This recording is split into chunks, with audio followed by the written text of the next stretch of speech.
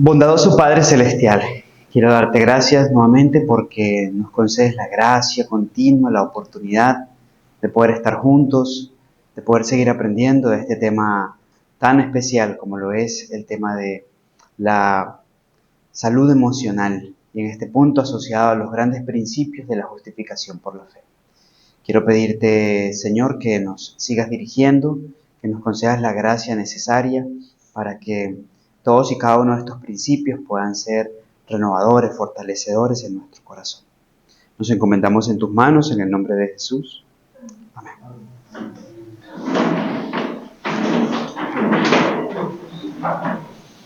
Bien, me preguntaban entonces por qué son las enfermedades psicosomáticas. En algún punto de la clase les decía que las enfermedades psicosomáticas son enfermedades que se gestan en la mente, a partir de la mente.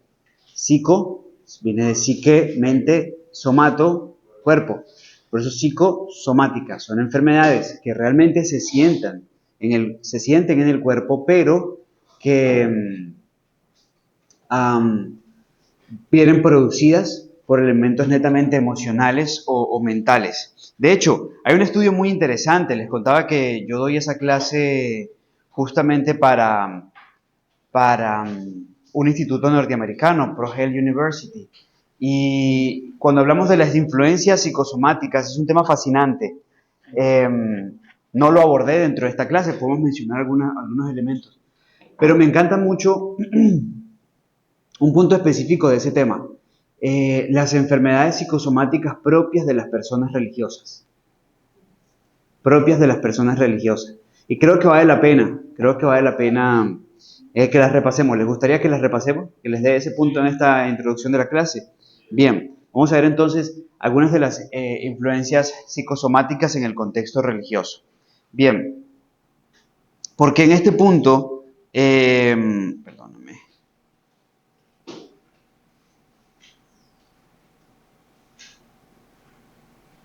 Ok, porque en este punto vamos a poder ver cosas interesantes. Cuando hablamos de las enfermedades psicosomáticas más frecuentes en personas religiosas, es un estudio que se ha hecho a partir de lo que se llama la psicología pastoral, ya que tiene que ver netamente con un contexto religioso. Ahora, importante entender, por ejemplo, la psicología pastoral y la práctica clínica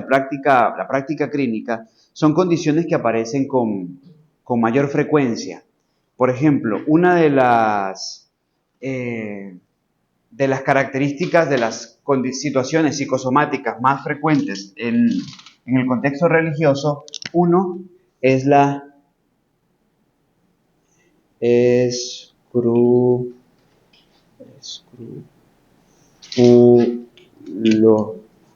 escrupulosidad. ¿Ok? Es la escrupulosidad.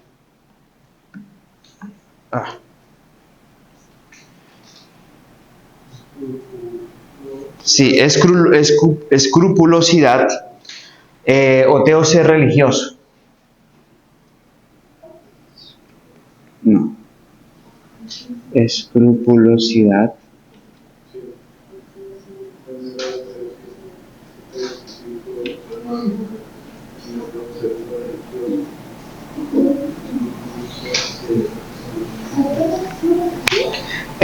¿Cómo? ¿Sí?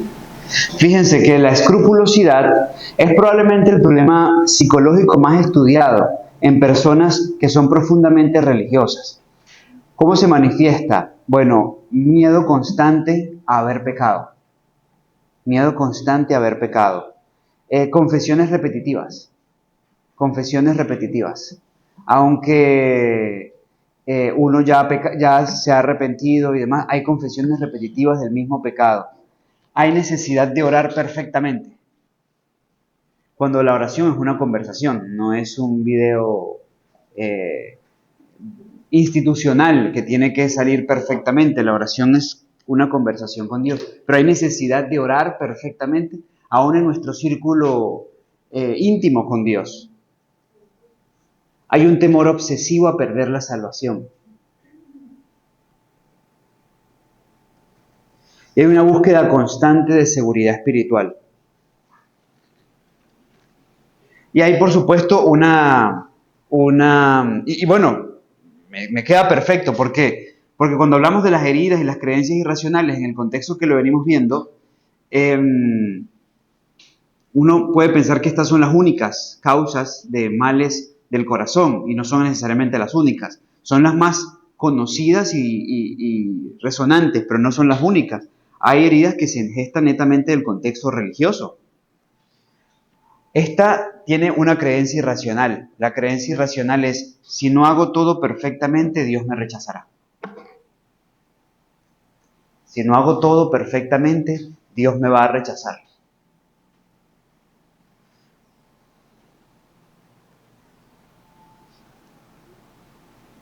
Yo no sé hasta qué punto es también. Creo que hay un equilibrio también en esto, que mientras no se haga uno la parte de la familia, estar con sus hijos, con el esposo, no puedo yo salir afuera de la obra con las otras personas. Hasta qué punto no puedo tener ese equilibrio, porque también puedo ser que yo todos los años con esa justificación pase y nunca salga pero misionera afuera, diciendo que yo tengo que estar primero con mi familia, cuando mi familia esté bien convertida y yo puedo salir. Perfecto, voy a hablar de ese punto.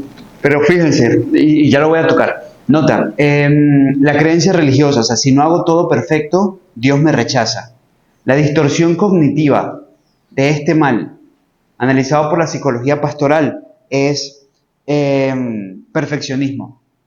Perfeccionismo, el pensamiento de todo o nada, la responsabilidad exagerada y la catastrofización.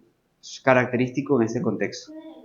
Sí, perfeccionismo, pensamiento de todo o nada, responsabilidad exagerada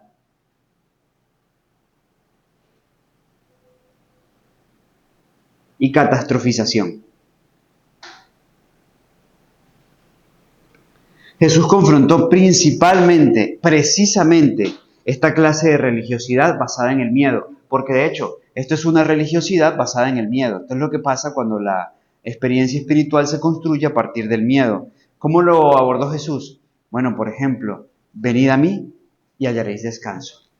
¿Me hago comprender? Es decir, no hay por qué. Y por eso Jesús planteó todo en torno a la salvación a partir del amor, para que nuestra respuesta fuera una respuesta a la expresión de su amor y no al miedo. ¿Okay? Esto es uno de los males que se desarrollan en el contexto de la religiosidad. Y los estudios muestran que la escrupulosidad suele acompañarse de mayor ansiedad, en muchos contextos de depresión y deterioro del disfrute de la vida espiritual. O sea, es que no hay gozo en la vida espiritual de estas personas. Y recuerden, el gozo es una parte del fruto del Espíritu. Amor, gozo, benignidad, bondad. ¿Me hago comprender? No hay gozo en la experiencia espiritual de estas personas. Entonces, porque todo es una prisión, básicamente en el contexto religioso. Este es uno de los que suele llevar a extremismos, muy asociado al tema de la rigurosidad. Ahora, pensemos en esto, pensando en esta distorsión. Nosotros podemos pensar la escrupulosidad, con todas sus creencias irracionales, con sus distorsiones cognitivas y a lo que lleva, porque en este caso no hablé de la máscara conductual, pero la máscara conductual, ¿cuál sería una máscara conductual del perfeccionismo? Ustedes ya lo entienden. Si la distorsión cognitiva es el perfeccionismo, ¿cuál es la máscara conductual?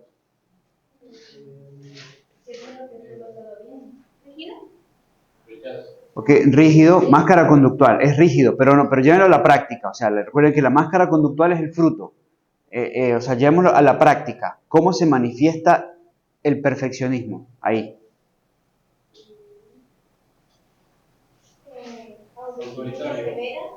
¿Perdón? No, me digo, llévenlo a un caso práctico. A un caso práctico. Muy bien, sí. problema con Dios está ligado a lo que haga o deje de ser. No, en este contexto, por ejemplo, que hay que dar... la escrupulosidad fue lo que más encaró Jesús, porque era lo que más veía en sus días con los fariseos y los maestros de la ley. O sea, el sábado solo se pueden dar 1200 pasos. ¿Ok? Eso es escrupulosidad. Camino de un sábado. Que antes de la comida, según el Tanakh, antes de la comida había que lavarse haciendo tantas maniobras en las manos. ¿Ok? Para poder garantizar que las manos están limpias. Eso es, en ese sentido, escrupulosidad.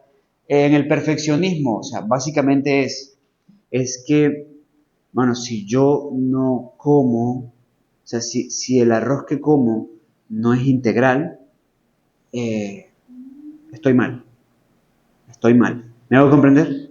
Bueno, el arroz integral es el más sano, de eso estamos claros. Pero usted puede comer arroz blanco y asegúrese de que hayan elementos de fibra en su alimentación para compensar la ausencia del elemento integral dentro del arroz. ¿Me hago comprender? Bien, pero cuando hay escrupulosidad, no se puede. O sea, el pan integral, a mí me encanta el pan integral, yo amo el pan integral. No es mi favorito el pan blanco, pero mi experiencia espiritual no es de esa que me impide comerme un pan blanco cuando este está sobre la mesa. ¿Me hago comprender? Bien, ¿qué sí pasa con la persona que tiene escrupulosidad en el contexto religioso? Y uno puede confundirlo porque decir, no, eso es fidelidad a Dios. Hay que deconstruir lo que en realidad explica fidelidad a Dios. Todo basado en la experiencia que está desarrollando esto. Elías. Y la diferencia, bueno, una de las diferencias es que cuando uno sí lo hace con alegría, pero en este caso de la escrupulosidad, cuando uno hace las cosas, por ejemplo, en el caso de no comerse pan blanco, uno lo hace porque siente o que Dios lo va a castigar o porque tiene que hacerlo y nunca va a estar feliz, sino que es como una carga de la cruz. En cambio, cuando es de una manera fiel, se hace con gozo. Bien dicho, Elías, hija de Georgie, porque no te lo reveló sangre ni carne, sino mi Padre que está en los cielos. Bien, excelente, así es. Ahí está el punto, ahí está el punto. Muy preciso, muy preciso. Cuando hay escrupulosidad religiosa, ya en el marco de un trastorno religioso, uno dice, no, yo no me puedo comer ese pan blanco, porque Dios me va a mandar un estreñimiento de 3 días. Como paga por eso. ¿Sí? No, yo no me puedo comer ese arroz porque no es integral. Y al no ser integral, que no tiene las 3 partes, el salvado, el germen y la parte proteica, como el Padre, el Hijo y el Espíritu Santo, yo me pierdo la bendición de las 3 potencias del cielo, el Padre, el Hijo y el Espíritu Santo. Sí, cuando esto es lo que condiciona, cuando esto es lo que limita nuestro accionar, la situación es diferente. ¿Me hago comprender? Ahí vamos, entonces a lo que es del corazón. El problema es que es lo que es del corazón, lo discierne es el Señor, no lo discierne el ser humano. Elías. Yo una vez, porque como lo saben, también escuché, o sea, obviamente yo no lo creo así, pero, o sea, parecido a lo que está diciendo ahorita, que decían que si uno ve, digamos, noticias, que eso sería como rendirle el tributo a Satanás, porque está detrás de las cosas que pasan. Por ejemplo, o que si uno comía tal cosa, que era pecado, que si uno veía tal cosa, que era pecado, y así. ¿Qué es tal cosa? O sea, todo lo que tiene que ver con la televisión. Obviamente, o sea, en la televisión hay cosas malas, pero por ejemplo, cuando tú planteas lo de la noticia, lo que pasa es que, pues, o sea, en el mundo hay muchos extremistas, pues, fanáticos. Ahora, en este contexto te voy a decir, y mira cómo, es que Martín Lutero decía, Biblia y sentido común y Biblia. O sea, si la Biblia te está diciendo, te da señales, te está dando las señales de cosas que van a pasar y te habla de terremotos, de pestes, de hambres, de incendios, de inundaciones, de guerras y rumores de guerra, de la multiplicación de la maldad. Eso es lo que tú estás viendo en las noticias principalmente, ¿me hago entender? Fuera del flujo y reflujo de las pasiones humanas en el contexto político y todo esto, que también se encuentra enmarcado en la profecía. Y el Señor te lo dio para que al ver estas cosas tú puedes saber que el tiempo está cerca. Él dijo, cuando estas características están dadas en la higuera, sabed que el tiempo está cerca. Entonces, Él mismo te está diciendo que tienes que ver las cosas que están pasando en el mundo. Entonces, llegar y decir lo que es rendirle tributo a Satanás, o sea, llegar incluso a satanizar lo que Jesús dijo que hiciéramos, eso es una expresión de fanatismo. Eso es una expresión de fanatismo. No sé quién te lo dijo, quizás fue alguien cercano, perdóname, pero eso es una expresión de fanatismo. Yo les dije que yo soy frontal. Y voy de frente porque la inspiración dice, a ese iceberg hay que irle de frente. Se parte él o se parte o nos partimos nosotros. Pero hay que ser claro, porque esto ¿qué hace? Trae oprobio a la causa. Porque luego llegamos al contexto de la gente al margen de esto, que dice, pero esta gente extraña, que hasta ver noticias es satánico. ¿Sí me van a comprender? Entonces les desubica por completo. Y eso realmente trae oprobio a la causa, porque usted sí tiene razones, y hasta ellos lo experimentan para decir, mira, verse la película La Momia, la monja de Nun, 1 o 2, eso es satanismo. Claro que si usted se está abriendo las puertas al espiritismo, y hay base para poder demostrar eso bíblicamente y espiritualmente, porque además eso es lo que están viendo. ¿Okay? Pero llegar al punto de decir, no, es que cualquier persona que vea las noticias que pasan hoy en el mundo le está rindiendo tributo a Satanás. Hombre, eso fue que se quedó sin argumentos bíblicos. Y sin otros temas bíblicos que presentar, y tuvo que reinventarse, o sea, rebuscarse cosas en un campo que no está bien. Y que lo peor es eso, porque usted lo quiere creer, pues créalo y no vea noticias. Pero como abre la boca y lo dice a otros, entonces esto que pasa termina diseminándose. Y hay gente que no hay gente que no analiza, que lo escuchó y como lo escuchó lo repitió. ¿Ok? Y entonces se propaga una idea que trae mal a la obra de Dios. Yo recuerdo un hombre, no sé si los conté a ustedes, pero recuerdo un hombre en particular. Él fue el doctor que trajo a mi hija al mundo. El que atendió a mi esposa, pues, en su segundo parto. Y él me dijo, yo de niño joven fui adventista.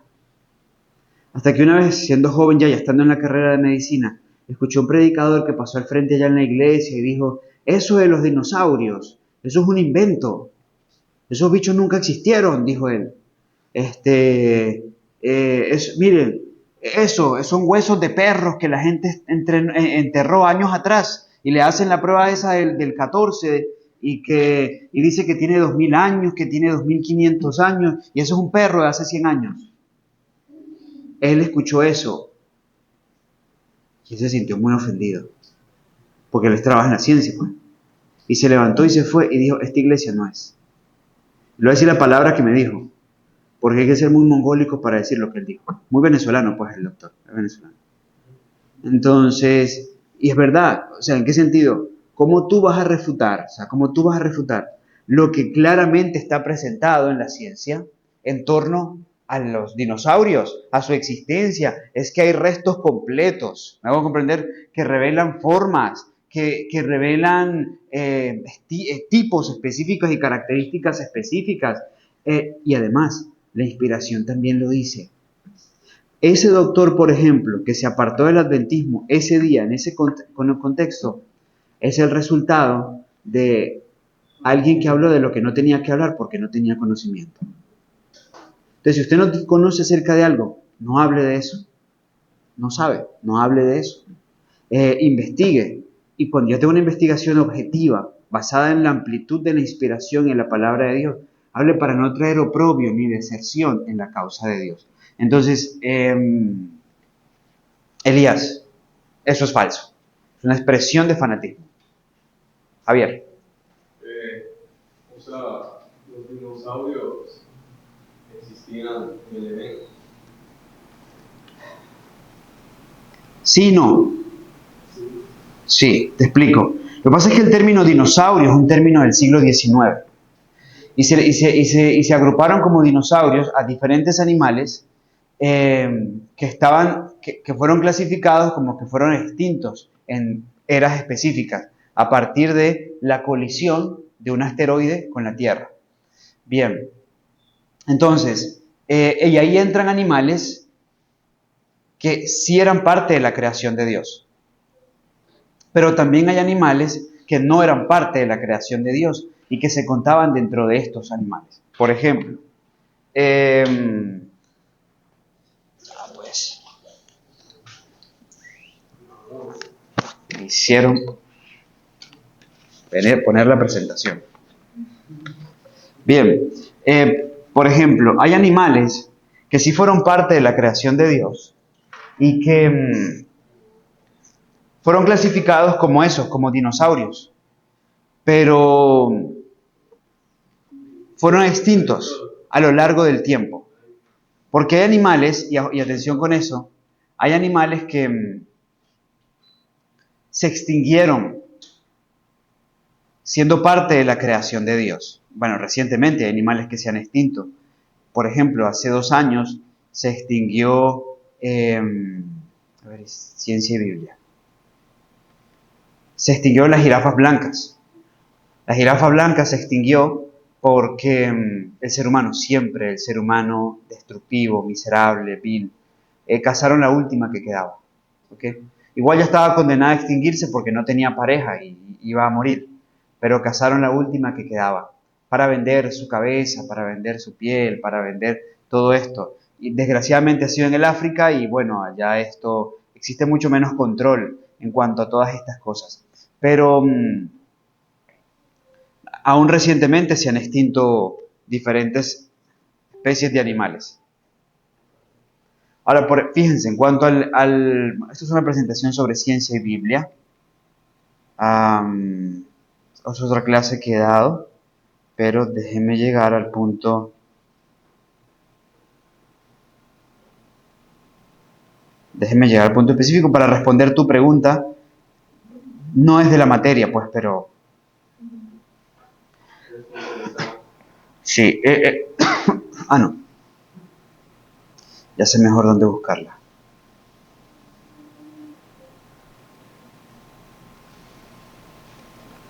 Muchos de estos animales se extinguieron en el diluvio. Sí. Nota esto. En cuanto a estos animales, aquí está. Se nos dice así. Los primeros habitantes de la tierra recibieron sus instrucciones del Dios infinito que había creado el mundo. Los que recibieron su conocimiento directamente de la sabiduría infinita no eran faltos de conocimiento. Había muchos gigantes, hombres de gran estatura y fuerza, renombrados por su sabiduría, hábiles para proyectar las más sutiles y maravillosas obras. Pero la culpa en que incurrieron al dar rienda suelta a la iniquidad fue proporcional a su pericia y a su habilidad mental. Es decir, el nombre actual habla de Homo sapiens, de cavernícolas, trogloditas, ¿sí? Y que fuimos evolucionando. La verdad es que nosotros no hemos ido evolucionando, nosotros hemos ido involucionando físicamente. Por culpa de nuestra involución física, la hermana Gaby tiene buen trabajo, ya que ya no nos caben las muelas del juicio en nuestra boca, no nos caben las cordales, así que las tienen que sacar porque aquellas muelas que fueron creadas para fortalecer nuestra eterna dentadura ya no caben en nuestro rostro porque nos hemos ido achocando, ¿verdad? Bien, y Adán, que medía 4 metros, pues miren cómo hemos venido hacia abajo, ¿ok? El primero de los nuestros medía 4 metros y su esposa llegaba por el hombro. Pónganle que 3,75, no creo que Adán fuera cabezón, él era simétrico, ¿no? Bien, miren por dónde vamos nosotros. A los que relativamente nos ha ido bien, a los que relativamente nos ha ido medianamente bien, uno anda por aquí por 1,70, 1,73, 1,72, quienes les va un poco mejor, 1,80, 1,85, y quienes les va un poco peor en ese contexto, sí, pero habla de involución en todo aspecto y sentido, sí. Esta gente pensaba, esa gente tenía un conocimiento muy profundo y por eso logró modificar genética incluso. Noten que la mensajera de Dios nos dice en Spiritual Gift, tomo 3, Página 64 dice, pero si hubo un pecado por encima de cualquier otro, fue el que requería la destrucción de la raza por medio del diluvio, fue el crimen degradante de la amalgama del hombre y la bestia, un crimen que desfiguró la imagen de Dios y causó confusión por todas partes. ¿Qué dice aquí? Que hubo una amalgama del hombre y la bestia. Y fue un crimen que desfiguró la imagen de Dios y causó confusión. ¿Por qué? Porque Dios hizo todo en Génesis 1, destaca unas expresiones que dice, según su género, según su especie. Según su género, según su especie. Todo fue hecho con orden, según su género, según su especie. Pero llega el hombre y comienza a cruzar hombre y bestia. Y crea especies confusas. Nos preguntamos, sí se puede hacer eso. Perdón, pero de ahí no viene, digamos, eso, la mitología donde hablan de los centauros. ¿Te refieres a eso? Las sirenas, hay ese tipo de criaturas así que son como mezclas. Nótese algo interesante, porque todos los pueblos arrastran imágenes de seres ancestrales que eran combinación de bestia y hombre. ¿Me hago comprender? Bien. Todos los pueblos. Bueno, recuerden que todos los pueblos se desarrollan a partir de 3 parejas. Sem, Cam y Jafet. ¿Ok? Entonces, estos son los padres de todas las naciones. Y estos son, junto con Noé y su esposa, los únicos que tenían conocimiento de lo que había pasado en el mundo antiguo. Pero desde que se bajan del arca y comienzan a desarrollarse las naciones en torno a Mesopotamia, todas las culturas hablaban de seres que existieron, que tenían características como estas. Esto es un hallazgo arqueológico muy antiguo que reseñaba un animal y un hombre. Pero luego nos dice la misma inspiración en la página 75 de Spiritual Gift. Cada una de las especies de animales que Dios había creado fue preservada en el arca. Algo importante. Ojo, en cuanto a lo anterior, no les estoy diciendo que efectivamente haya sido así y que de ahí provengan todas estas bestias que son mezcla de humano y animal, ¿ok? No, porque no lo sé y no tengo nada revelado al respecto. La inspiración solo dice que hubo una amalgama de hombre y bestia. Pero luego dice, cada una de las especies de animales que Dios había creado fue preservada en el arca. O sea, lo que Dios creó fue preservado en el arca. Pero luego dice, las especies confusas que Dios no creó. Si Dios no creó, ¿quién lo creó? El hombre, porque manipuló genética. Y que eran el resultado de la amalgama, fueron destruidas por el diluvio. ¿Qué es la amalgama? Un cruce antinatural. Desde el diluvio, bueno, ha habido amalgama entre hombres y bestias y tal. Noten esto, algo muy importante. Los dinosaurios, ahí entran muchos de los que he llamado dinosaurios. Los dinosaurios, en su buena mayoría, son una amalgama. ¿Ok? Pero no todos. ¿Por qué? Porque muchos de ellos son mezclas de reptiles con mamíferos, de aves con reptiles. Por eso la profeta los llama especies confusas. ¿Por qué confusas? Porque el Señor hizo reptiles, hizo animales de tierra, hizo animales en los aires, hizo animales en el mar. ¿Me hago comprender? Pero lo que hicieron los antediluvianos fueron cruzar genes para crear nuevas especies. ¿Por qué estos no entraron al arca? Porque los que entraron al arca fueron los que escucharon la voz de su creador. Entraron al arca. Los que se quedaron afuera fue porque sus creadores tampoco entraron al arca, porque eran parte de esas especies confusas. La profeta habla y aclara lo siguiente. Los huesos de los hombres y los animales se encuentran en la tierra, en las montañas y en los valles, lo que demuestra que hombres y bestias mucho más grandes vivieron una vez sobre la tierra. ¿Qué está diciendo ella? Que animales mucho más grandes vivieron una vez sobre la tierra. Se me mostró que existían animales muy grandes y poderosos antes del diluvio, que ahora no existen. O sea, se fueron extinguiendo. Una de las razones también se menciona aquí. Spiritual Gift, tomo 4, página 121. Había una clase de animales muy grandes que perecieron en el diluvio. Ahora, ¿por qué? Dios sabía que la fuerza del hombre disminuiría y estos animales gigantescos no podían ser controlados por el hombre débil. O sea, hubo animales de Dios que fueron extinguidos por una razón. El hombre ya no iba a poder controlarlos, porque el hombre iba a ser cada vez más pequeño y débil, y estos animales eran muy grandes y portentosos. Y Adán los podía manejar y controlar con sus 4 metros y con todo su portento, pero no en estas condiciones. Entonces, Dios mismo los llevó a la extinción. Y luego el hombre que ha contribuido, podemos hablar de animales grandes como los mamuts, que eran parte del orden de la creación, podemos hablar de animales dentro de la clasificación de dinosaurios, porque de hecho el término dinosaurio viene de 1841 por Sir Richard Owen, pero dentro de los que se denominan dinosaurios, tú tienes animales que son claramente un cruce entre reptiles y mamíferos, y otros que tienen claro parentesco con animales que ya existen y que no tienen ningún tipo de cruce, como es el Triceratops, como es el Branchiosaurio, en este contexto el más alto de los que ustedes ven ahí,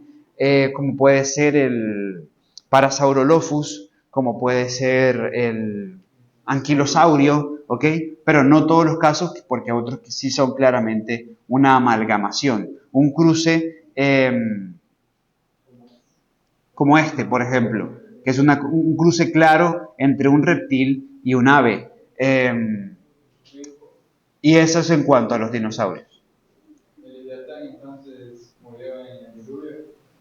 No lo sé. ¿Cómo dice que está en el abismo? No lo sé, para algunos es un símbolo, para otros es real, ¿ok? La Biblia habla de otro animal, por ejemplo, el behemoth. Job 40, 15 al 19 dice, he aquí ahora behemoth, el cual hice como a ti, hierba come como buey. Está hablando de un animal que es herbívoro, porque come hierba como buey. He aquí ahora su fuerza está en sus lomos, es decir, su fuerza está en su espalda, y por ende su espalda está reclinada. Y su vigor en los músculos de su vientre, cosa que pasa con animales como jirafa o como elefante, por ejemplo. Su vigor en sus lomos, pero su fuerza está en su vientre. Su cola se mueve como cedro, los nervios de sus muslos están entretejidos. Sus huesos son fuertes como bronce y sus miembros como barras de hierro. Él es el principio de los caminos de Dios. El que lo hizo puede hacer que su espada a él se acerque. Por ejemplo, estos son animales que tienen como esas características. Pero ninguno tiene esas características como el Parasaurolophus, como el Argentinosaurio, también llamado Branchiosaurio, en el contexto, el que se encuentra más a su derecha. Podía ser perfectamente ese animal el que es llamado el behemoth. Comía hierba, tenía grandes extremidades, la fuerza está, tiene un lomo portento, pero la fuerza está en su vientre, en fin. Y es un animal que no rompe, no tiene las características de los animales que rompen la armonía de la creación de Dios, y más bien sí tiene las características de esta cita. Animales que tuvieron que ser llevados a la extinción porque eran animales gigantescos que no podían ser luego controlados por el hombre débil. ¿Bien? En cuanto al Leviatán, muchas más inquietudes al respecto. La inspiración no habla, no da mayores detalles, y yo donde la inspiración no se mete, no me meto mucho porque básicamente se queda en el terreno de la especulación. Bien. Salgo de allí. Cuando hablamos entonces nosotros de escrupulosidad, vuelvo a lo nuestro, cuando hablamos de escrupulosidad, estamos hablando de una creencia irracional que se desarrolla donde literalmente todo tengo que hacerlo perfectamente porque Dios me rechazará. Y podemos verlo en el contexto, en la matiz de la justificación por la fe, y lo podemos ver de esta forma. Nótese. Nosotros, a la luz del mensaje de la justificación por la fe, vamos a Efesios capítulo 2. Efesios capítulo 2, vamos a analizar versículos 8, 9 y 10. Efesios 2, 8, 9 y 10. Tati, ¿sí me hice entender con lo de los dinosaurios? Sí. ¿Le gusta uno en particular? Perfecto, lo vas a conocer en el cielo. Y el tiranosaurio. Perdido. Esa es una Eso es claramente una amalgamación. ¿Y Naín cuál quiere ver? No te puedo decir, me encantaría decirte algo, pues, pero no te puedo decir nada. ¿Pero es un animal o un lugar? ¿Ah? ¿Un animal o un lugar? Lo que pasa es que hay varias teorías al respecto. Está la teoría de que es un símbolo de un ser maligno como Satanás. Está la teoría de que es un lugar. Está la teoría de que sí fue un animal, pero que está cautivo en el abismo, pero en el abismo solo están cautivos los demonios. Está la teoría de que fue un animal inmenso del mar que ya fue extinto. Otros dicen no, que sí existe, pero está en las profundidades del mar, por allá en las fosas marianas, que es el punto más bajo de la tierra y todo lo demás. Para vivir allá tendría que tener unas características sobrenaturales porque en esa profundidad es muy difícil por la presión, ¿ok? No hay vida. Y en este caso, o sea, ¿para qué Dios lo crea y de repente mandarlo por allá abajo? Entonces hay muchas teorías sobre el Leviatán. Yo se lo preguntaré a Jesús cuando aparezca. No me doy mala vida.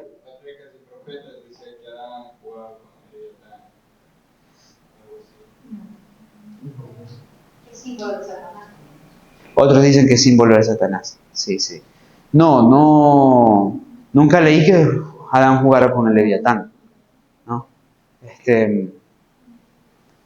Si la tienes la cita, compártela, pero la verdad que no recuerdo nunca haber leído esto de que Satanás había jugado, de que Adán había jugado con el Leviatán. Bien, pero... Ok, si la tienes, perfecto. Bueno, perdón, ¿qué me preguntabas? Bueno, o sea, yo sé que no es el tema, pero ya que lo tocaron, pues se me quedó la curiosidad. ¿A qué abismo se refiere con donde debería estar alimentado, donde están los demonios? Es un símbolo del Apocalipsis. Apocalipsis 10 y Apocalipsis 11. Este es un símbolo de Apocalipsis. De hecho, en realidad viene de la declaración de Jesús, donde dice... no fue de Jesús, fue de los demonios, cuando le están liberando el endemoniado de Gadara. Cuando está liberando el endemoniado de Gadara, bueno, dos evangelistas dicen que es un endemoniado, otro evangelista dicen que eran dos endemoniados. Entonces, cuando está haciendo la liberación en Gadara, los demonios le dicen, ¿se acuerdan aquel que estaba poseído por una que se llama Legión? De una legión. Le dicen, no nos mandes al abismo, déjanos ir a los cerdos, ¿se acuerdan? Bien, ahí hay una piara de cerdos. Entonces, Jesús le dice, está bien, vayan a los cerdos. Muchas personas piensan que el abismo que él está hablando es como un barranco. No, porque en realidad ellos toman posesión en los cerdos y luego se van por un barranco. ¿Me hago comprender? Bien, entonces, que es como un abismo en ese contexto. No se refiere a eso. Se refiere a la prisión de los demonios, la que Ellen White también habla en el libro Maranata, que será abierta en este tiempo final, y por eso es que habrá mucha más obra del mal. Porque demonios que se encuentran cautivos en una prisión, porque es una prisión de demonios, el abismo, son libres. Por eso es que ellos le dicen a Jesús, no nos mandes al abismo, es decir, no nos dejes presos, o sea, no nos pongas presos, déjanos seguir por aquí, pues, echando broma. Pero Jesús les concede no ir al abismo, y de ahí viene la figura del abismo. La mensajera de Dios dice que el abismo será abierto, tal como también se presenta en el mensaje de Apocalipsis 10, y bueno, y esto va a traer como consecuencia el que habrá muchos más agentes del mal, obrando mal y destrucción. Así que eso es un muy buen punto a tenerlo presente. ¿Está bien? ¿Dónde se podría encontrar eso? En el estudio de la profecía. Sí. O sea, yo tenía entendido que el abismo se refiere, o esa prisión donde están los demonios, se refiere es cuando, digamos, no hay a quien tentar o a quien hacerle daño. Ese es Apocalipsis 21, cuando habla del milenio,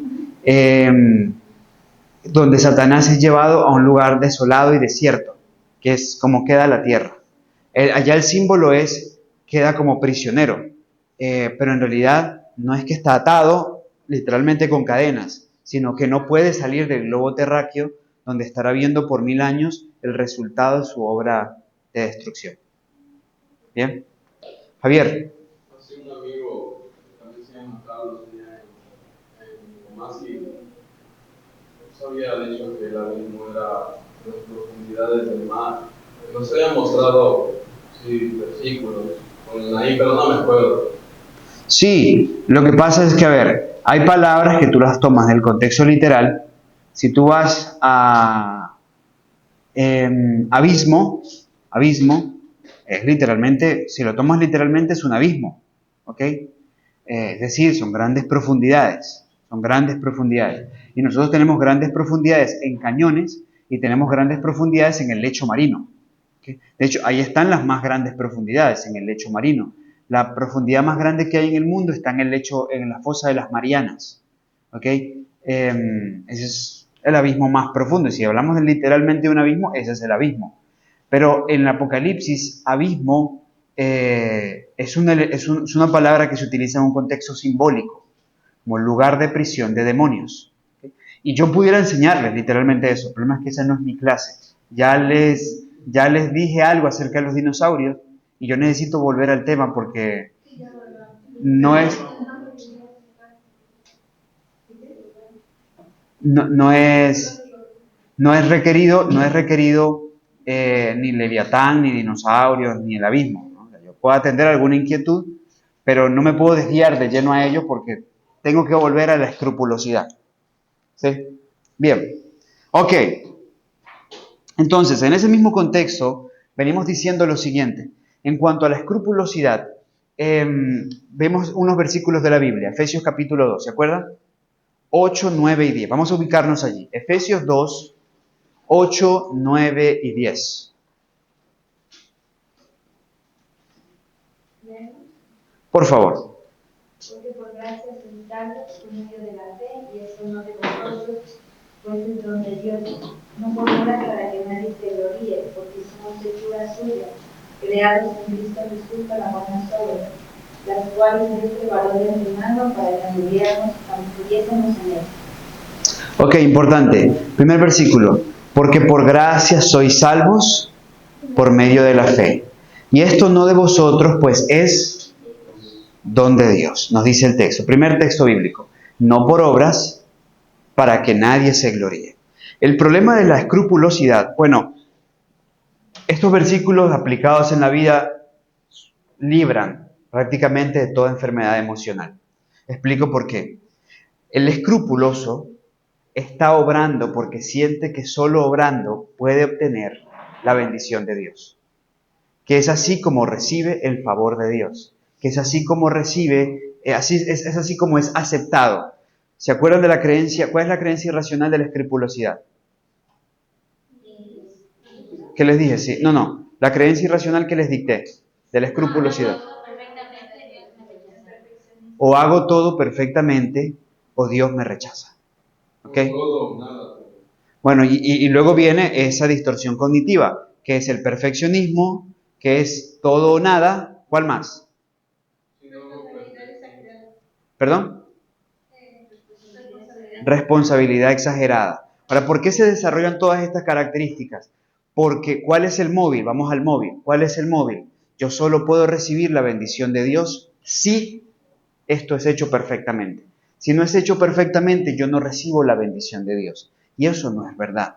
Eso no es una realidad a la luz del mensaje de justificación por la fe. Porque nosotros no somos aceptos, nosotros no somos salvos, ni somos bendecidos por lo que hacemos o dejamos de hacer. El texto dice, porque por gracia sois salvos, por medio de la fe. Y esta nos aclara algo importante, no es de nosotros, pues es don de Dios. ¿Qué es la gracia? La gracia es un don. Bueno, en inglés la palabra es linda, gift. Es un regalo, eso es la gracia. Un don es un regalo. Bien, el regalo en este contexto es completamente inmerecido porque es un regalo. ¿Me hago entender? Bien, las personas no hacen nada para recibir ese regalo, ¿no? No es lo que hacen lo que los hace aptos para recibir ese regalo, es lo que necesitan. Es nuestra necesidad lo que nos da acceso a la gracia divina. Entonces, esa gracia divina se recibe, pero se recibe mediante la fe. ¿Y qué dice el texto 8 de la fe?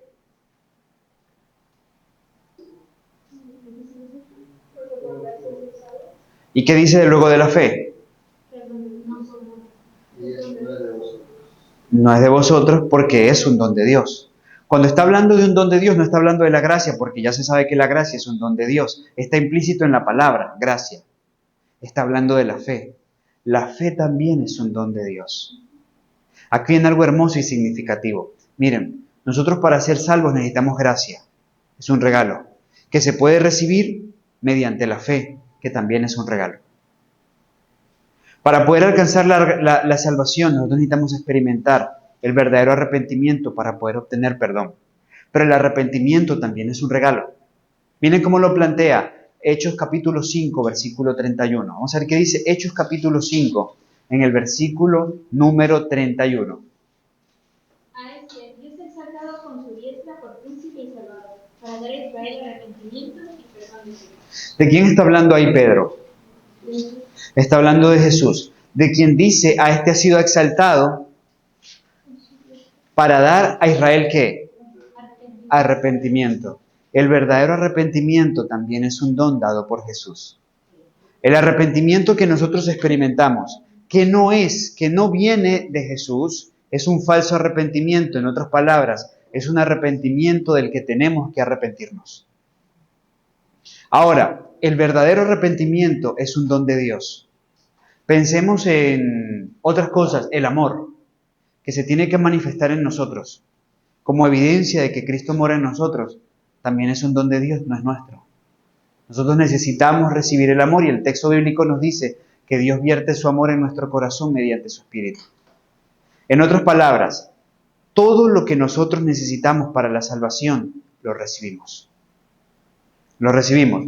Por eso es que nadie en el cielo va a decir nunca, a mí que me salvé, a mí que dejé de comer pan blanco, a mí que usé faldas hasta los tobillos, a mí que devolví el diezmo, a mí que comencé a ir a la iglesia el sábado y nunca dejé de ir a la iglesia el sábado. ¿Me hago comprender? Nadie en el cielo va a cantar eso.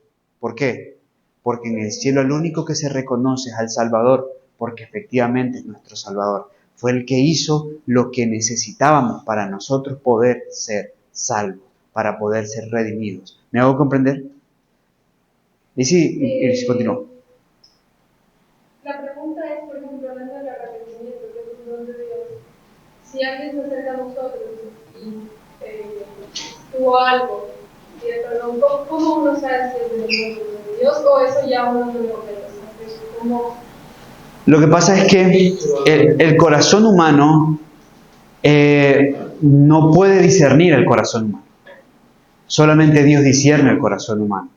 Está muy claro ese versículo cuando Samuel va a ungir y ve a David, que es el último que traen porque no daba mucho ni siquiera a su papá Isaí. Y pues Samuel dice, Señor, si usted está seguro, y el Señor le dice, hágale, porque tú ves lo que ven los hombres, pero yo veo el corazón. Yo veo el corazón, úngelo. Entonces, el corazón solamente lo conoce el Señor. Si usted ve a Judas, mire Judas, usted puede evaluar la experiencia de Judas y llegar a la conclusión de que fue un verdadero arrepentimiento. Porque bueno, él luego ve que Jesús es llevado cautivo, comienza a ser juzgado mal, él se desespera, corre, le suplica que se libere, pero se da cuenta que Jesús no se va a liberar. Va ante el Sanedrín, les devuelve sus monedas, les tira las monedas, o sea, prácticamente está renunciando hasta lo que él cargó, hasta lo que él recibió por haber entregado a Jesús. Y ellos le dijeron, no, ve tú qué haces con eso, ve tú con tu impresión de que es inocente, pero listo, usted ya hizo el trabajo. Usted ve esas características, usted puede pensar, Judas tuvo un verdadero arrepentimiento. Y es más, usted no tiene muchas características del arrepentimiento de Pedro. Simplemente ve que él se quebranta. Cuando escucha el gallo, después de que él había negado a Jesús, se acuerda de eso, la mirada de Jesús, muy tierna, por supuesto, de mucha empatía y perdón, lo quebranta profundamente y Pedro se va a llorar. Pedro se va a llorar. Usted no logra ver en Pedro mayores características de arrepentimiento que en Judas, ¿ok? Pero el fruto finalmente te deja ver algo. Judas estaba con esa actitud porque Judas tenía una profunda preocupación por las consecuencias de su pecado. ¿Me hago comprender? Pedro tenía dolor por el pecado. Ahí está la diferencia. El problema es ¿Cómo usted logra discernir eso en una persona? Es una obra de Dios. Usted debe evaluar con la mejor fe y siempre dando el beneficio de la duda a la persona. Porque claro, hay características asociadas al verdadero arrepentimiento. Apartarse del pecado. ¿Cierto? Esa es una. Confesarlo. Apartarse del pecado. Esa es otra de las características al respecto. Puede haber dolor por el pecado. Sí. Pero le digo, miren Judas. Uno podía interpretar que Judas estaba verdaderamente arrepentido. Y en realidad no era verdadero arrepentimiento. Así que eso es algo que discierne solamente Dios. Solamente Dios. Ya nosotros, ¿en qué contexto? Que la persona dice, no, es que yo sí me he arrepentido de haberle sido infiel, pero 2 días después está con otra. ¿Me vamos a entender? 3 días después está con otra. O sigue hablando con la persona por teléfono y cualquier cosa. No, eso fue un falso arrepentimiento. Fue un falso arrepentimiento porque una característica del verdadero arrepentimiento es el abandono del pecado. Y este sigue en el pecado. Entonces no fue un verdadero arrepentimiento. ¿Me hago comprender? ¿Sí? Bien. ¿Y cómo dice? Perdón. Le dice, pero si alguno dirá, tú tienes fe y yo tengo obras, muéstrame tu fe sin tus obras y yo te mostraré mi fe por mis obras. Santiago. ¿Veis? ¿Cómo así? Está ahí está diciendo que está, como dice que nosotros, lo que hacemos nosotros es como trapo de inmundicia, no debe ser por lo que cuando no demuestra los verdaderos frutos, porque obras sí hay. Claro, las obras no nos salvan, pero el resultado de creer en el Señor y tener fe viene en las obras. Sí. Ajá. Eso es lo que dice. Sí. ¿Está bien? No, está bien, allá vamos. Para allá vamos. Bien. Bueno, ese es un libro que a Martín Lutero no le gustaba, pero él se perdía la bendición porque Santiago es un gran libro. Bien, entonces, vuelvo al punto, porque estamos desglosando Efesios 2. Cuando hablamos del versículo 8, nosotros estamos viendo que el apóstol nos está diciendo que nosotros somos salvos por gracia, que es una gracia, es un regalo que se recibe mediante otro regalo que es la fe. Esa realidad confronta profundamente a personas que tienen creencias irracionales donde no pueden disfrutar de cosas que no se han ganado. ¿Me hago comprender? ¿Se acuerdan de una? ¿Hablamos de ella? Una creencia irracional que se desarrolla a partir de una herida que en su máscara conductual se expresa en que la persona no puede tener paz cuando disfruta de algo que no siente que se ha ganado. O sea, si yo no me lo gané, yo no lo puedo disfrutar porque esto no está bien, porque esto es injusto. ¿Se acuerdan? ¿Cuál es la herida? ¿Perdón? La injusticia. Exactamente. Es el contexto donde yo siento mi valor por mi rendimiento, por las cosas que puedo hacer, ¿ok? Que, por cierto, la herida de la injusticia lleva a la máscara conductual del... ¿Bien? Clásica del fariseo, en este contexto. Es clásica del fariseo. El rígido o el escrupuloso en ese contexto. Que como característica que hace las cosas porque siente que a partir de lo que hace es que tiene la bendición de Dios. Yo tengo la bendición de Dios porque vivo en el campo con mi familia, yo tengo la bendición de Dios porque yo como saludable, yo tengo la bendición de Dios porque solo como 3 veces al día, algunos leen la cita 2 mejor que 3, porque como solamente 2 veces al día y no como ni un grano de arroz más, ¿ok? Porque la inspiración dice, sí, mire, y hay personas que incluso la inspiración habla de la masticación. Y como las estadísticas hablan de 36 a 40 veces, yo he conocido hermanos que, miren, ellos se sientan y no les hables porque les haces perder la cuenta. Ellos van contando cuántas veces tienen que masticar. Y nótese, porque yo quiero ser justo en este contexto. Son sinceros. ¿Me hago entender? O sea, son sinceros en lo que están haciendo. Quieren agradar a Dios. Ellos quieren agradar a Dios. Por eso hacen lo que hacen, porque lo más fácil es no hacerlo. ¿Okay? El problema es que lo que los está moviendo son sus obras, porque mediante mis obras es que yo obtengo mi salvación, es que yo obtengo mi bienestar, es que yo obtengo la bendición de Dios. Y está el problema. La justificación por la fe nos confronta. Porque ¿qué es la justificación por la fe? Página 465 de Testimonios para los Ministros. La obra de Dios que abate en el polvo la gloria del hombre y hace por el hombre lo que él no puede hacer por él mismo. Es decir, Dios te sacude y te dice nada de lo suyo. Lo recomienda para la salvación. Simplemente acepte la salvación. Aquí está el punto. Por eso el versículo 9 dice, no por obras, para que nadie se gloríe. ¿Por qué? Porque la justificación por la fe es la obra de Dios que abate en el polvo la gloria del hombre. Por eso es que nadie va a decir, a mí que guardé el sábado, a mí que leí los 5 libros del gran conflicto de Elena White, a mí que peleé para que los hermanitos adventistas aceptaran a Elena White. No, nadie en el cielo va a cantar eso. La única gloria se va a dar a Jesús. Cuando uno recibe la salvación, no la recibe porque esté obrando. Pero entonces, ¿qué pasa con las obras? ¿Qué dice el versículo 10 de Efesios 2? Somos hechura suya, creados en Cristo Jesús para buenas obras, las cuales Dios preparó de antemano para que anduviésemos en ellas. Porque somos hechura suya, creados en Cristo Jesús para andar en buenas obras, las cuales Dios preparó de antemano para que anduviésemos en ellas. ¿Si hay obras? ¿Si hay buenas obras? Sí, pero yo no obro con escrupulosidad y rigidez para poder ser salvo. Yo obro con el deseo ardiente de ser fiel a Dios porque he experimentado la salvación. ¿Me hago comprender? La obediencia no es la raíz, es el fruto. Venimos hablando de raíz y fruto, ¿se acuerdan? La obediencia no es la raíz, la obediencia es el fruto de la obra de salvación consumada en nuestras vidas, en pleno desarrollo en nuestras vidas. Aquí entonces, Elías, como fue dicho por Elías hace un rato, es clave, que es en realidad lo que está moviendo mi corazón. ¿Qué es en realidad lo que está moviendo mi corazón? ¿Yo por qué estoy haciendo lo que estoy haciendo? ¿Lo hago para ganar la bendición de Dios o lo hago porque tengo la bendición de Dios? ¿Me hago comprender? Es diferente. ¿Lo hago para ganar el favor de Dios o lo hago para agradar a Dios en una respuesta de amor? Porque Dios ya ha expresado su amor infaltable en mi lugar. ¿Me hago comprender?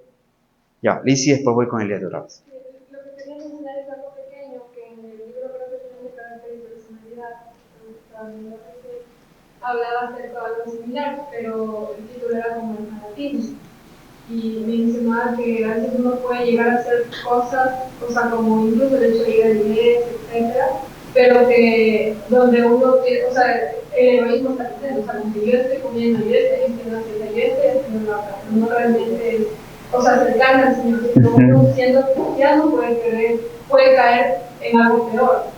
O sea, queriendo hacer bien las cosas, pero enfrentándose a uno mismo. Sí, y es sutil el engaño. Es sutil, pero es pertinente, que pueda ser abordado. Y claro, esto mismo, o sea, fíjense, como el no recibir la gracia nos puede llevar a nosotros a un trastorno emocional religioso. Y es la persona, recuerdo las descripciones que vimos que se manifiestan en ella, tienen un terror profundo a perderse. ¿Qué más vimos? Miedo constante al pecado, confesiones repetitivas, necesidad de orar perfectamente. O sea, el perfeccionismo los eclipsa, se convierte en un saboteador y no les permite disfrutar el gozo de la salvación, porque no está en la experiencia de salvación. La experiencia cristiana, la sana experiencia cristiana, implica desafíos. Claro, implica desafíos, sí, habrán luchas. Miren, cuando uno decide por el Señor, se lo pongo en perspectivas de Noé. Él decidió ser fiel a Dios, tiene una sana experiencia con Dios. Decide ser fiel a Dios, y cuando uno decide por Dios, por lo general, al principio parece que uno se equivocó. Sí, casi siempre, por no decir siempre, a lo mejor hay alguna excepción, parece que uno se equivocó. Miren, Noé entra en el arca, él entra en el arca, con ese zoológico allá adentro, que debía haber cualquier tipo de bulla y cualquier tipo de olores. son animales. Pues. Así que entran allá adentro, entran al arca. Y estando en el arca, bueno, viene un ángel y cierra la puerta. Y bueno, todo el mundo la espera. Se cerró la puerta, ya nadie podía abrirla porque un ángel la cerró y solamente un ángel la podía abrir. Hombre, y pasa el primer día y nada, ni una nube. Y pasa el segundo día y nada.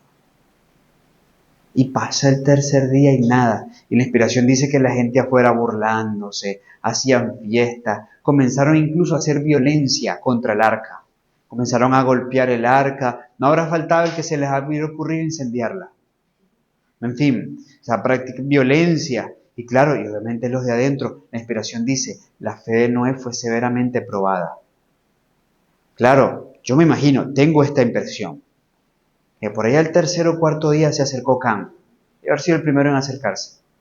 Papá, usted sí escuchó bien. Yo lo respeto a usted, papá, pero ¿usted está seguro? Porque ya nosotros aquí ya van 4 días y ni una nube, pues que no se ve ni una nube, pues eso que usted dice que va a aparecer, que es lo que tiene el agua. Nada. Y al quinto día seguramente la esposa, porque suelen ser las esposas. Papito, mire, no se preocupe. Si usted quiere yo salgo y le digo a la gente que fue un error. Y arreglamos la situación y ¿sí? La fe de Noé fue severamente probada. Durante 7 días completos pareció que Noé se había equivocado. Eran pocos los que ven dentro del arca. Pero cuando se consuma el 7º día, comienza la debacle, el hecatombe. Bien, a partir de ese punto, ya todos sabían que Noé había tomado la mejor decisión. ¿Me hago comprender? Bien. Los que al principio eran pocos, al final fueron lo único que quedó. Es una ley. Los fieles son pocos, hasta el evento que termina determinándolos como lo único que queda. Los de afuera pensaban que al principio habían tomado la mejor decisión. Consumado el tiempo, se dieron cuenta que habían tomado la peor decisión, que se habían equivocado. ¿Están conmigo? Bien. En el contexto, y ojo, justamente hablando de Noé, la Biblia nos dice que Noé era pregonero de justicia y que Noé, por la fe, construyó el arca en la cual se salvó él y su familia. Es decir, cuando vincula a Noé con la fe, lo está haciendo en el contexto de Noé no obró para tener la bendición de Dios. Noé obró porque tenía la bendición de Dios. ¿Me hago comprender? Eso es sanador. Eso es sanador. Eso tiene como base una experiencia espiritual tan profunda que se convierte en un elemento de profunda paz. Insisto, porque en el caminar cristiano tendremos experiencias difíciles, pero también podremos tener momentos de gozo, de solaz. Y cuando la experiencia espiritual está bien constituida, el gozo se puede expresar, aún en medio de las circunstancias difíciles y muchos más en esos días de solaz que Dios nos permite. Cuando uno tiene ese trastorno religioso, por supuesto, porque no está en la experiencia de la justificación por la fe, uno no puede disfrutar de la experiencia cristiana, porque aparentemente todo tiene que ser sufrimiento, todo tiene que ser perfección, todo tiene que ser absoluto. ¿Sí me hago comprender? Es que es todo o nada. Y ojo, porque vamos a equilibrarlo. La inspiración dice, si algo es digno de ser hecho, debe ser hecho bien hecho. ¿Ok? ¿Sí? Está diciendo, haga las cosas bien. Porque en la inspiración, si hay cosas que son todo o nada. Bíblicamente, si hay cosas que son todo o nada. Pero también en nuestra vida existen matices intermedios. ¿Me hago comprender? Existen matices intermedios en lo que implican cosas de nuestra experiencia. Es que ese mismo tipo de rigurosidad hace que un adulto crea que un niño tiene que vivir la fe como él vive la fe. O piensa que un joven tiene que vivir la fe como él vive la fe. Y eso es un error. Claro, porque es que al final el joven es joven. Hermano, y llegará un momento donde se van a segregar hormonas. Y le va a gustar la muchacha y le va a gustar el muchacho. Y a él le gustará la muchacha y a ella le gustará el muchacho si no hay si no hay ningún otro inconveniente. Entonces, esas son cosas propias de la experiencia. Que ¿cómo se les ocurre que usted tiene que conservarse en el estilo de Pablo, dormido como Adán, hasta que Dios le saque una costilla y le presente a su Eva y todo lo demás? Y el dormido es dormido, usted no mira, usted no siente, usted es de palo. Hay quienes plantean una religión en ese contexto. Y eso no es verdad.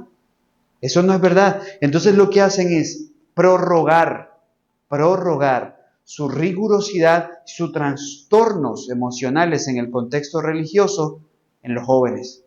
Porque sienten, mire, yo he conocido jóvenes que han llegado a un punto de una conclusión. Salvarse es muy difícil. Yo mejor me aparto. Pues yo no lo voy a seguir haciendo perder tiempo usted aquí, yo no voy a perder tiempo acá, porque salvarse es muy difícil. Y la verdad, a la luz de la gracia, es que lo más difícil es perderse. Lo más difícil es perderse. Lo más sencillo es salvarse. Pero planteamos a un Dios tan abstracto, tan lejano, tan riguroso, y en esto se deleita Satanás, por supuesto, porque él necesita que el carácter de Dios se desfigure, que lo hacemos inaccesible a la gente. Javier, es por la hermana Gaby. Okay, hermana Gaby. Entonces se podría considerar que es fanatismo cuando alguien ve a otra persona que va a comer un ejemplo, no más blanco, que no le gusta el arroz integral y le está como achacando, si ya lo ha dicho una vez, como que volviendo a decir, pero yo te he dicho, eso te va a hacer te va a hacer mal, ahora no en esto. Ahora voy al equilibrio, voy hacia allá. Tú me hiciste una pregunta temprano que yo dije la voy a responder después. Ah, sí, esa pregunta sí es muy importante. ¿Me la recuerdas? Se trata sobre cuando uno se toma la postura de que yo con mi familia hemos decidido primero como hacer internamente la parte de la oración. Ya me acordé. Está bueno. O hasta qué punto uno tiene que llegar Sí. a ese equilibrio, tampoco es al otro extremo de que no se haga una en la casa, por ejemplo. Miren, a la luz de lo que yo estoy planteando en muchas instituciones, y yo les voy a ser sincero, hay lugares, y esto está quedando grabado y les mando saludos, hay lugares en los que yo soy considerado, yo soy rechazado, pues, soy rechazado, gracias a Dios no me... Lo único que me dolió fue lo de la pizza, pero el resto no tengo dolor, pues, en ese contexto. Entonces, no me resiento, pues, por eso. Pero hay lugares donde yo soy rechazado por liberal, por decir cosas como las que les estoy diciendo a ustedes, ¿ok?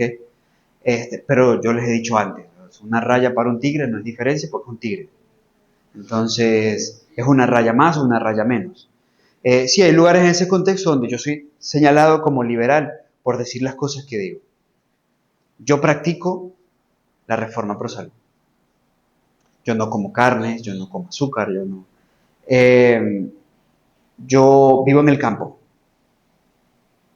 Yo educo a mis hijos.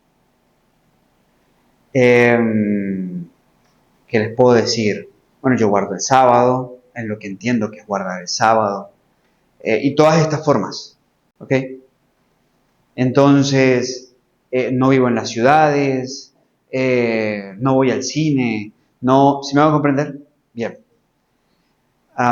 Pero yo he entendido, por la preciosa revelación de la gracia de Jesús, que no son ninguna de estas cosas que nos van a hacer salvos, que esta no es la raíz, que eso debe ser el fruto de una experiencia salvadora con Jesús. Muchos me rechazan en ese sentido porque dicen que yo atento contra fundamentos de nuestra fe. Nosotros tenemos un fundamento en la fe y es Cristo nuestro Salvador. A partir de ahí se construye todo lo demás. He aprendido en la experiencia el profundo daño que hace el fanatismo y que hace el extremismo. Por esa razón, donde quiera que enseño, trato de equilibrar, balanza, porque sé que hay una tendencia nuestra, y fue lo primero que les hablé, a irnos a los polos opuestos, a irnos al frío formalismo o irnos al liberalismo, ¿verdad? A la mundanalidad. Ok. lo balanceo nuevamente en ese contexto. ¿Por qué razón? Porque muchos podrían decir, entonces no es importante vivir en el campo, entonces no es importante practicar la reforma pro salud, entonces no es importante el ser juiciosos en la observancia del sábado. Sí, pero esto no debe ser la base de nuestra experiencia de salvación. Esta debe ser la consecuencia, el resultado de una experiencia de salvación con Jesús como nuestro Salvador. ¿Me hago comprender? Porque ¿saben quiénes eran buenos para hacer cosas? E inigualables, los fariseos. Los fariseos. Pero estaban perdidísimos. Y Jesús llegó a decirles, las prostitutas, los asesinos y los ladrones van delante de ustedes al reino de los cielos. ¿Saben de qué fue acusado Jesús en sus días por los fariseos? De ser liberal. De ser liberal. De echar por tierra la ley de Moisés y los hitos y los fundamentos de nuestra fe. Cuando Jesús siempre entendió a educar en equilibrio. Educando desde fondos, no desde formas. Porque el fondo le da sentido a la forma. ¿Me hago entender? Sin el fondo, la forma es eso. Una forma muerta, liturgia, meros ritos, sin trasfondo en el alma, que no comunican vida al alma. Cuando hablamos de la familia, pregunta que me hiciste y que la dejé para más adelante precisamente para poder desarrollar algunos más de estos principios, parte de un concepto más o menos similar en eso. Yo recuerdo un predicador que una vez llegó a una iglesia en Lima y los hermanitos querían hacer una brigada de salud.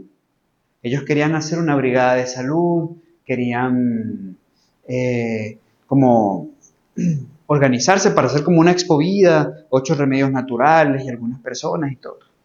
Y este hermanito que ellos recibían periódicamente, esta era una iglesia que no era de la iglesia adventista del séptimo día, sino una organización que existe en Perú que se llama APICA. En ese momento era de APICA, después también se liberó de ahí. Bueno, es un fenómeno religioso característico. Este predicador llegó allá y él les dijo, ¿cómo se les ocurre a ustedes que hacer brigadas de salud? A ver, hermano, ¿usted ya dejó de comer frituras?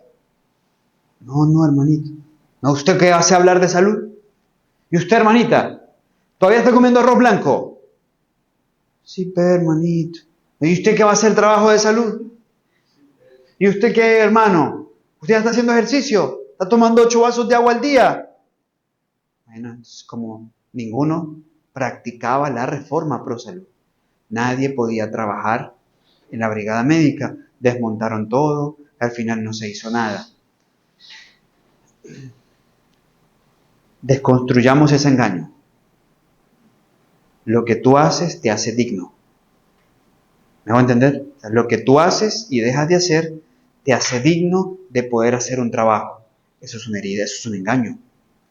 Eso es un engaño. Es el mismo engaño que te lleva a pensar, ay, es que como ayer me puse en la noche, me puse a escuchar música de Ed Sheeran, o me puse, yo les dije que no iba a darle más esos símbolos, ¿cierto? Sí. O me puse a hacer cosas, en las cosas que yo sé que a Dios no le agradan, pues de este tipo de cosas. No, yo no puedo orar a Dios porque yo no soy digno de orar a Dios. Y lo que hizo está mal, se afecta a su corazón. Pero la premisa es esta. Como hice ese, no soy digno. O sea que cuando no escuchas eso, ¿si eres digno? ¿Me hago comprender? ¿Quién es digno? ¿Quién es digno? Cristo es digno. ¿Me hago entender? Jesús es digno. Entonces, ¿qué es lo que revela este pensamiento? Lo que en realidad hay en nuestro corazón. Justicia propia. Justicia propia. En ese contexto, si ustedes no practican la reforma pro salud, ustedes no pueden salir a predicar. Entonces, ¿por qué Dios nos pidió a nosotros pecadores que hablemos de la perfección en Cristo? ¿Me hago entender? Si es algo en lo que no tenemos, en la que estamos trabajando y orando, permitiéndole a Dios su obra en nuestros corazones. ¿Por qué Dios nos pidió entonces a nosotros que predicáramos el Evangelio de salvación? Se lo hubiera dejado a los ángeles. ¿Pero por qué no lo pide a nosotros? Porque el Evangelio que salva a otros es el mismo Evangelio que nos salva a nosotros. Y en el ejercicio de compartir con otros, en el ejercicio de transmitir un mensaje a otros, hay vida. Hay vida para nosotros. Es cierto que nos encaramos con una realidad. Es cierto que si usted se para delante de la gente y le dice, mira hermanitos, 3 comidas es mejor que 4, que 5 y que todo el día, porque usted come 3 veces al día, usted dice, mire, usted está viendo su ejemplo. Usted se muestra, oye, pues sí, ¿verdad? ¿No?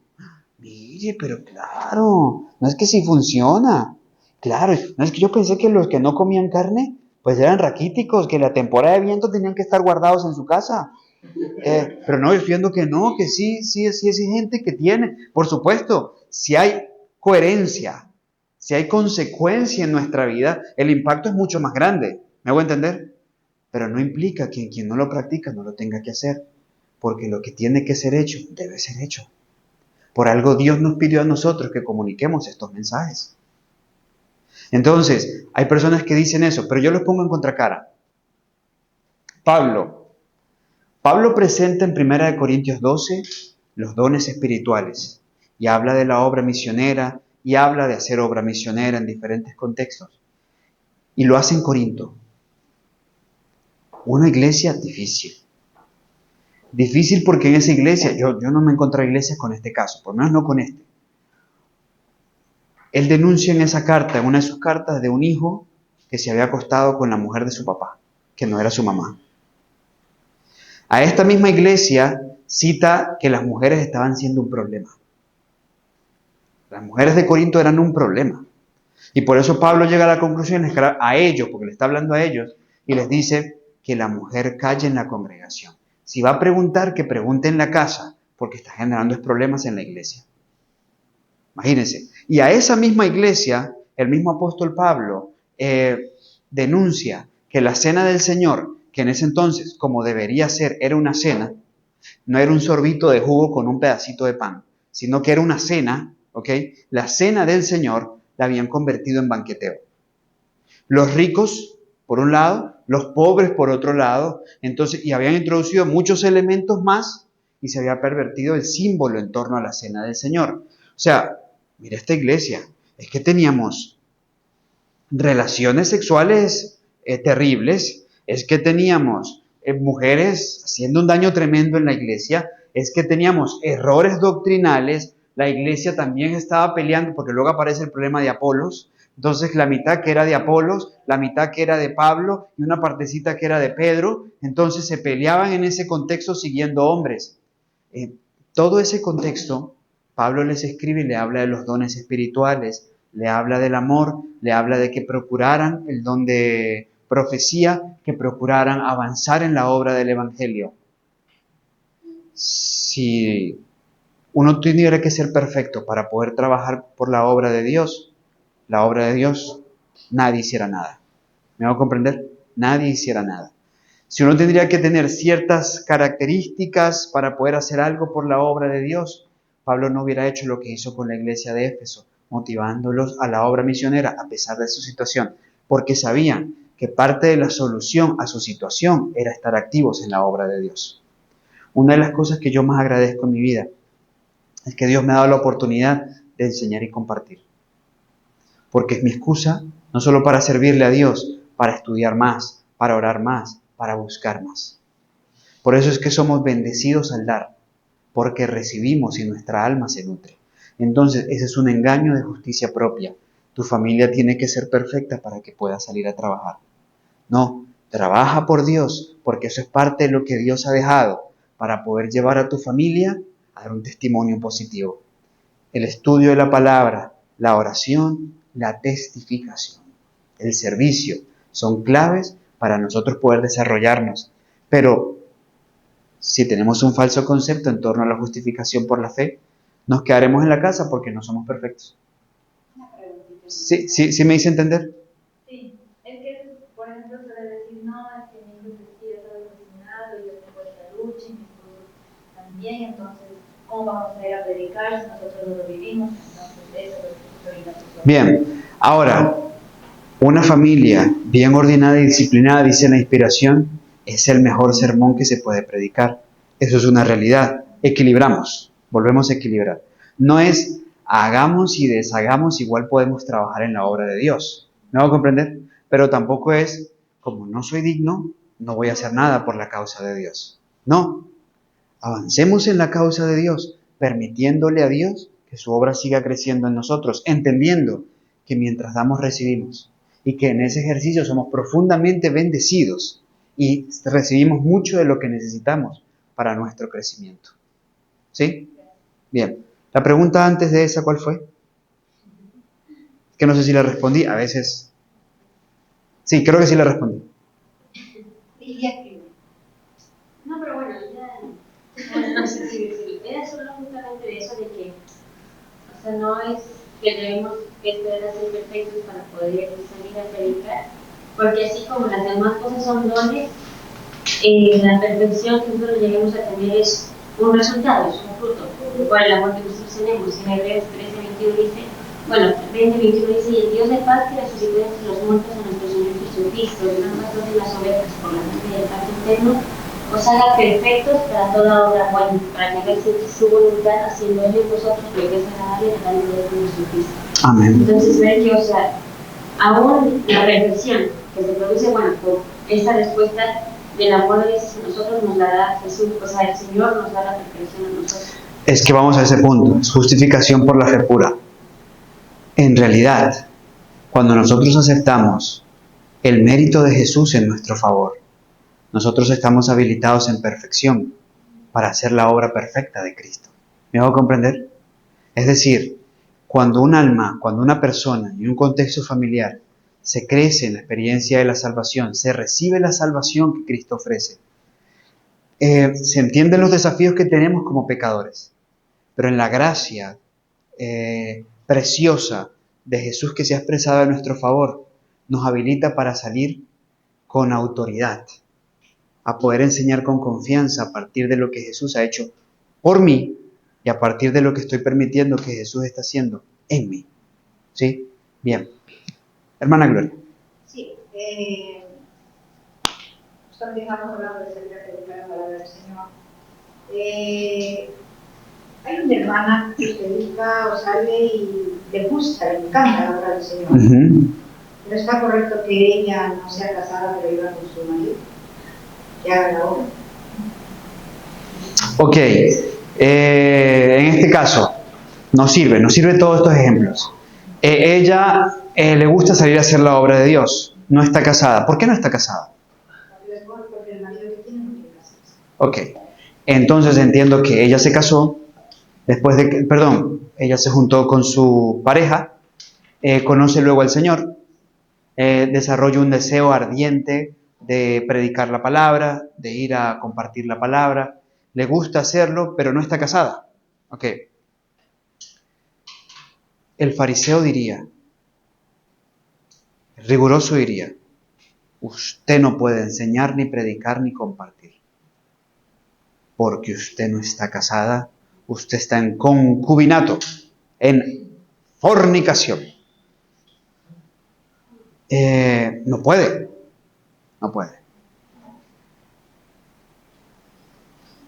Al margen de ese pensamiento riguroso, uno entiende muy bien que es una persona que conoció la verdad después de que estaba unida en concubinato, que tiene un profundo amor por Cristo y que no puede forzar a su pareja a casarse.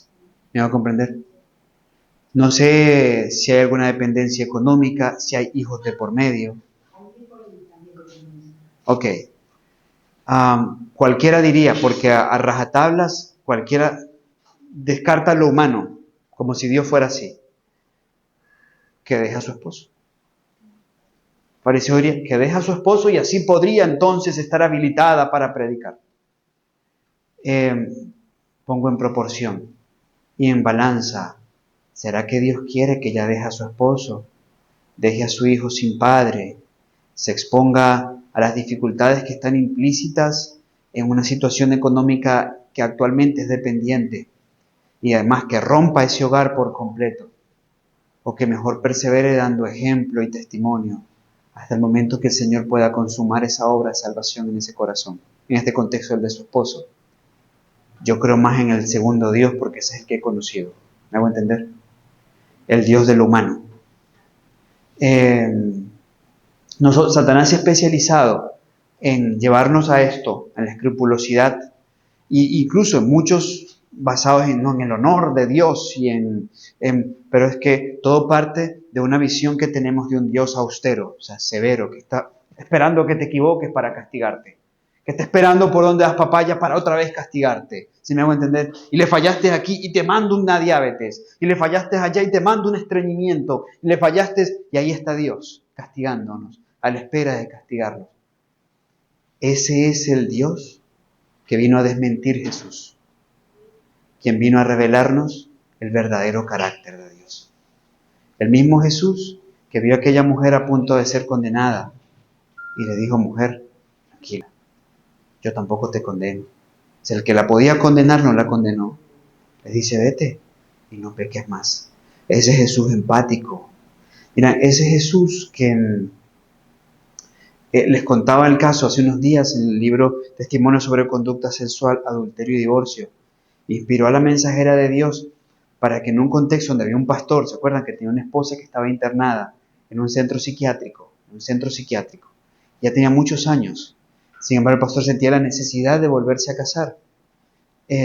Los hermanos se le fueron encima al pastor, que cómo se le ocurría que su esposa estaba viva, que no se había cometido adulterio, que si había adulterio la única posibilidad que había era que fuera de él, pero entonces en ese caso él no podía casarse.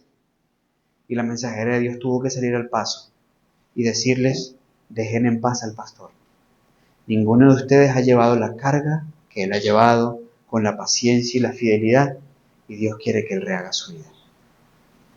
Usted ve eso, si a muchos de esta carta se les sacude el alma, porque ¿cómo Dios va a hacer eso? Podrían tomarla hasta de que Elena White fue una falsa profeta, pues.